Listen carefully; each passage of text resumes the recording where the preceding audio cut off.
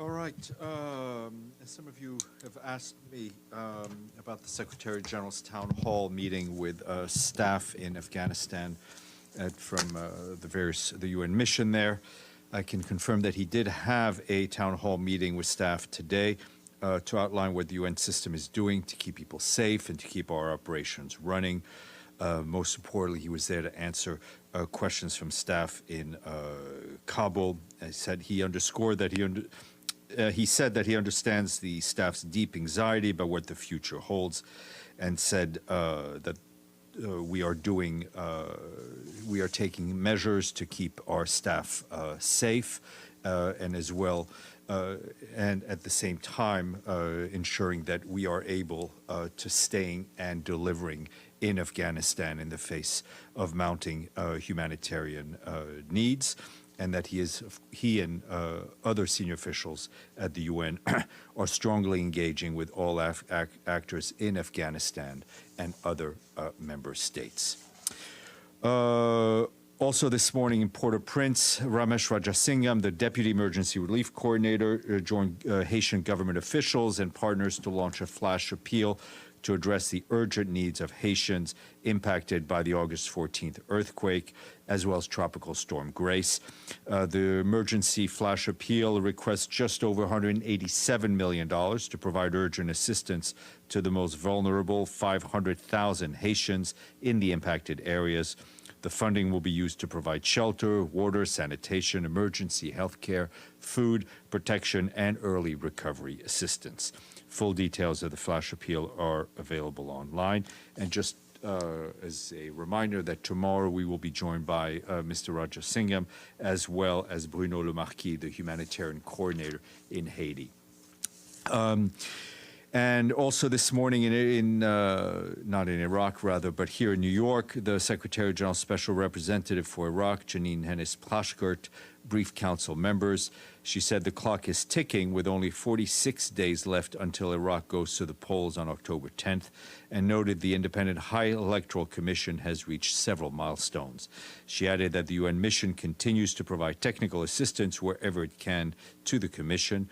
Preparations are also underway for the UN monitoring of the elections, and the mission is also stepping up its communications effort aimed at informing the Iraqi voters on election preparations and related UN activities, sharing facts and figures, tackling misinformation, and managing public expectations.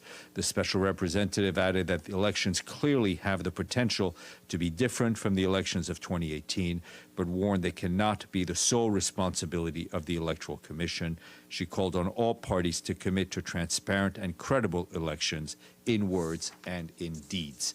Her remarks were shared with you. I was asked yesterday and this morning by email about the situation between Algeria and Morocco, and I can tell you that we've of course seen yesterday's announcement by the Algerian foreign minister regarding the severing of diplomatic relations with Morocco. I can tell you that the Secretary General encourages the two neighboring countries to find a way forward to mend relations, including in pursuit of peace and security in the region.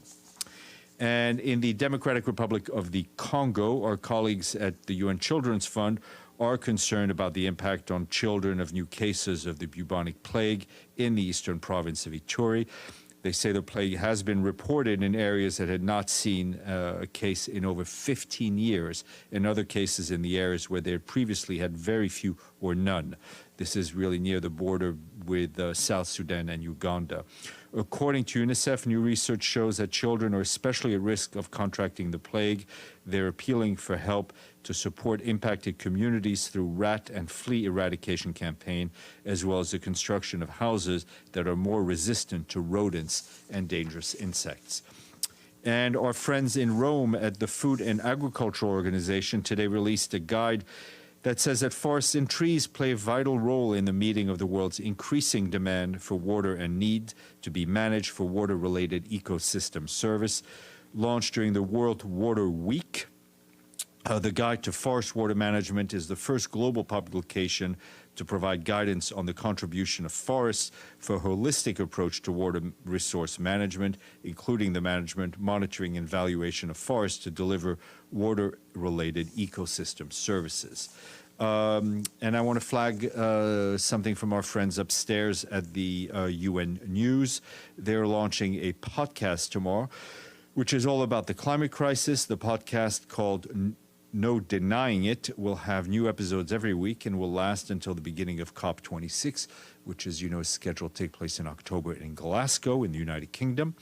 The guests includes activists from all over the world, as well as messengers of peace, goodwill ambassadors. You can reach it on on iTunes, Spotify, SoundCloud, or anywhere you listen to your podcasts. UN News also just launched a climate newsletter, which will go out twice a month and every day during COP26. It will include curated content from across the UN system with links to major news developments, report launches, explainers, multimedia elements, all to be repurposed. You can subscribe to it on the UN News website, and I recommend it. Ms. Nichols and then Ms. Betoul. Thanks, Steph. A few questions on Afghanistan. Now that the UN has relocated 100 international staff to Kazakhstan, what's happening to the remaining 200 international staff in Afghanistan? We are continuing to look at continued possible relocations of international staff, also obviously of national staff that are at risk. But I think it bears saying again that the UN presence in Afghanistan the UN is present in Afghanistan and will remain in Afghanistan. We're continuing to deliver services. I just got off the phone with a colleague who works for a humanitarian agency in Kabul. She told me she was able to visit an IDP camp and a school and a hospital as well that were functioning, including visiting a classroom full of girls. So we are lightening our footprint, as we've said. Part of it is to better manage a lot of the back office work, where people in Almaty are able to really just focus on doing their functions as opposed to having to worry about security as well. It's also a matter of being able to better protect and better service the staff that remains and that will remain. So how do you identify Afghan UN staff most at risk? There are different criteria being used. Because we've just moved a story on a UN security incident list, which lists a lot of harassment and threats and abuse, which the Secretary General himself acknowledged yesterday. So how many of those staff have indicated they would like to leave? As I said, there are different criteria being used. What is also critical is that the authorities in charge in Kabul and throughout Afghanistan realize that they have the responsibility to protect UN premises and for the safety of UN staff. And sorry, just one more quick question. Do you have any idea how many of the 3,000 national staff, how many of those actually already have visas that would enable them to travel somewhere else? No, that's not something I can share with you from here. Betoul. Steph, I follow up on Afghanistan. We heard a Taliban spokesperson telling women to stay home from work. And I'm just wondering if the national staff, female UN staff on the ground, have been impacted. Can they go to work? Are they being prevented? And if you could also remind us how many female national UN staff there are in Kabul or in the rest of the country? Right, it's a good question. I don't have a gender breakdown of our national staff, but it's something I should be able to get. We have seen some female national staff being able to work, as well as people who work for our partners in places that we are supporting and funding. What has been very much front and center in our discussions with the Taliban is the need to women to be able to work and also to be able to work safely. Can I follow up? Mm-hmm. A about the SG's meeting yesterday with the UN staff, and I believe there were staff from Afghanistan in that meeting as well. Today was a town hall meeting today, Okay, this morning. yes, about that meeting. Has this concern been raised by the female staff in Afghanistan? Have they had any complaints that? Yeah, I mean, it was Taliban it's is obviously preventing them it's from going to obviously work? you know, I'm not going to go into the detail of the dialogue, but it's obviously an issue that was very much discussed. Mr. Hanna. Steph, there's been a couple of reports quoting messages from the UN Department of Safety and Security advising staff to allow Taliban searches of premises and not to destroy UN identification or other papers. Can you comment on that? No, I'm not going to comment or confirm any of these leaked documents that we've seen reported. Okay, let me see if there are any questions on the screen. Abdelhamid.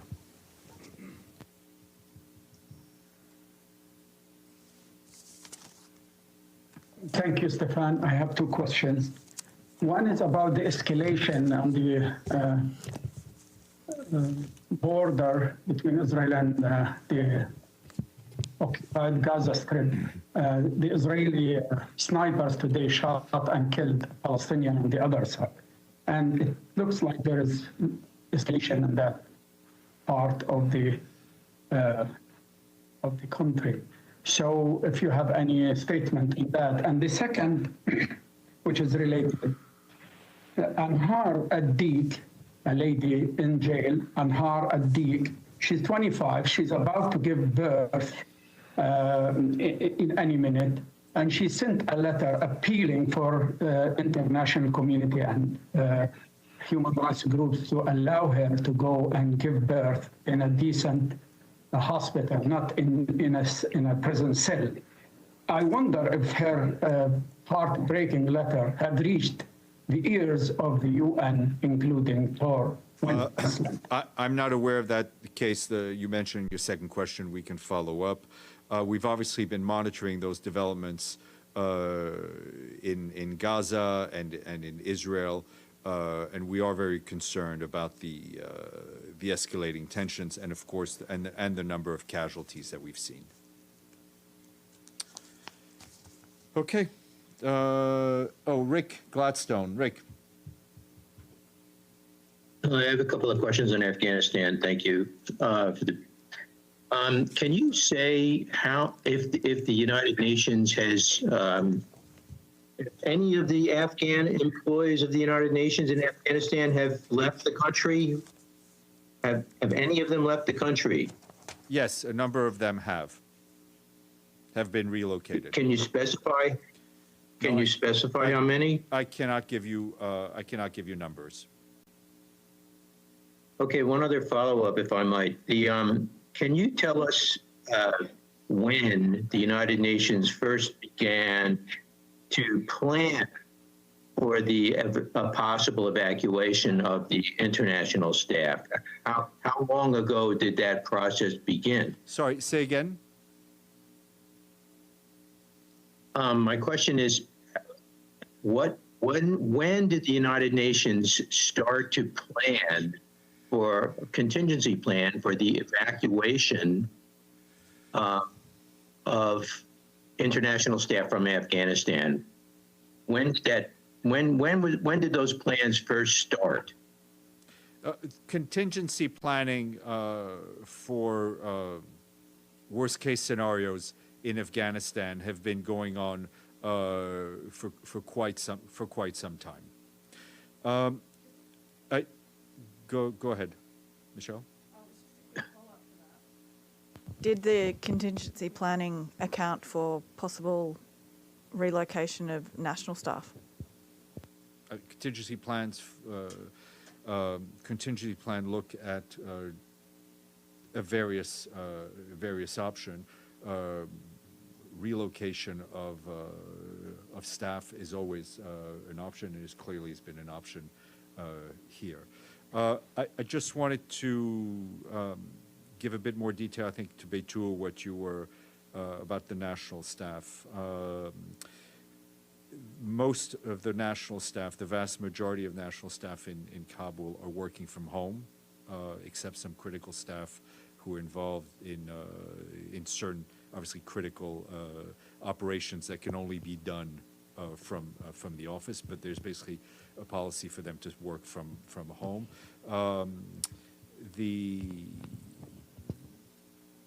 gender breakdown is about 10% of national staff are women, from what I'm told. Can I follow up, please? Is that because of security concerns, or they were told to stay home? Well, given the security situation, we're encouraging that. We've told national staff to work from home. Yeah. Okay. Yes, Gregory. Hi, Stephane. Thank you. Can you please confirm the article in Politica that some UN staff sent the letter to Secretary General for evacuate Afghan nationals from Afghanistan? I mean, there have been letters written from staff unions and others, which we are responding to. Okay, Maggie and Iftikhar. Steph, has the Secretary General spoken directly to any of the Taliban leadership, such as Mullah Baradar or anyone? No, I'm not aware of any direct contact. Our main point of contact with the Taliban in Kabul has been Ramiz, our humanitarian coordinator on the ground. Iftikhar? Thank you, Steph. This town hall meeting that the Secretary General addressed, was the UN staff gathered in the UN premises, or they joined remotely? Everything was done remotely, given the nature of the situation on the ground. And secondly, you may have seen reports that two Republican senators congressmen have called for a probe of reports that Ashraf Ghani fled with a lot of cash to UAE. Does the UN have any information whether he embezzled money and took away with him? No, do not. I do not. Excuse me. Beitul. Steph, sorry, a couple of more follow-ups. Just to clarify, the number of national staff in Afghanistan is 3,000? Is about 3,000. And then 10% of which are women? That's my understanding. And would you happen to have a reaction to what the Taliban spokesperson said? He obviously said that like some of their fighters are not trained to respect women, so that women need to stay home. Look, not to get hurt. I'm not going to get into a back and forth with what was said.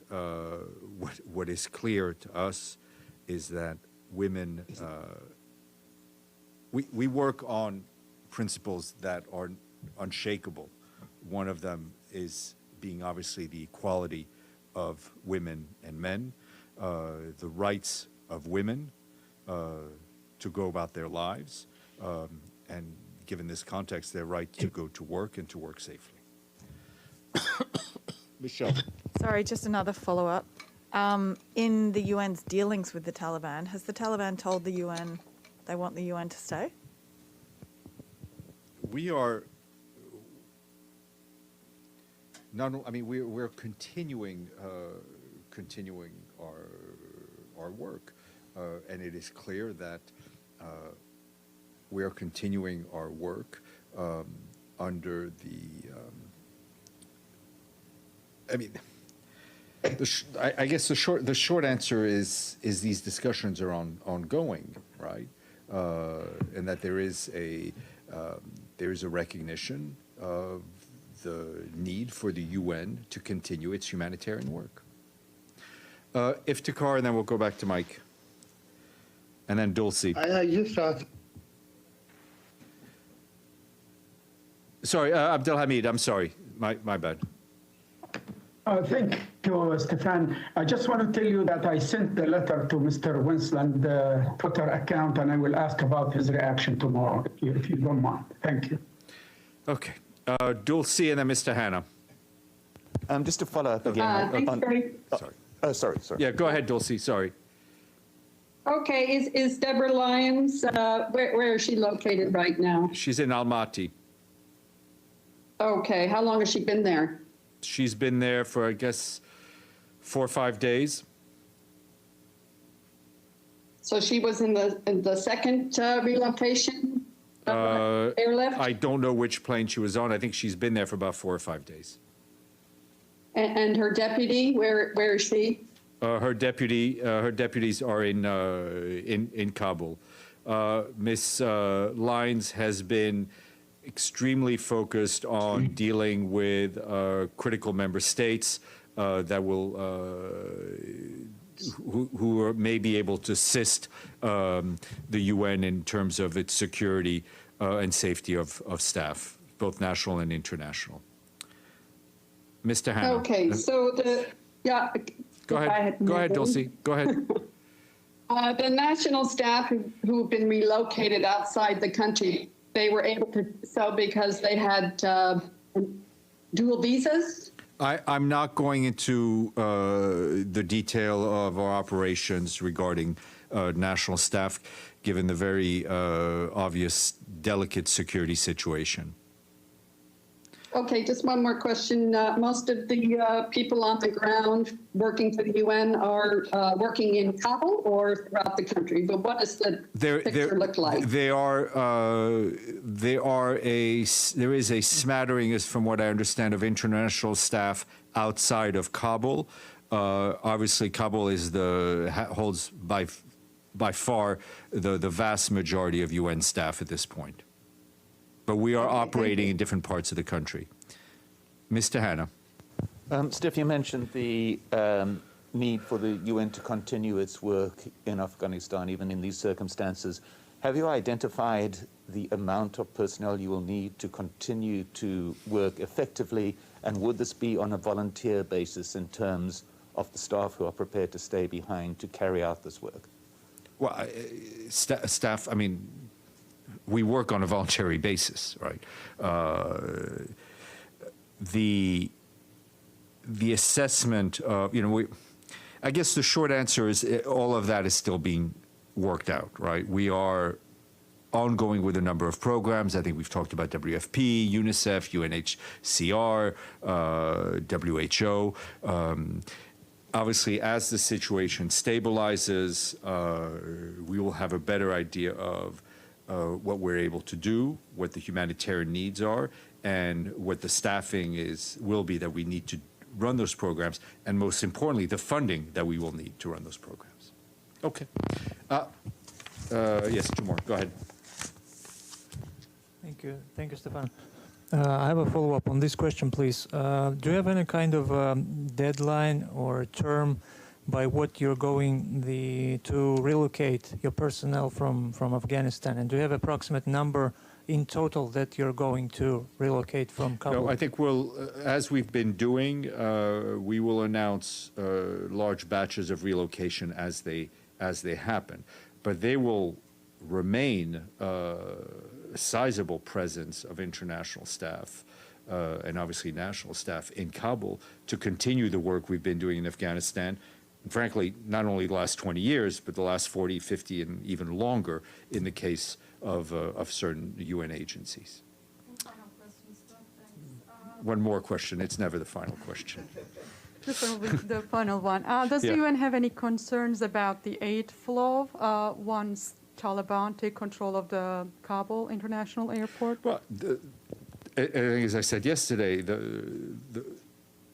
there is a critical and essential need for a fully fledged, functional airport in Kabul for us to bring aid in, to be able to rotate people out.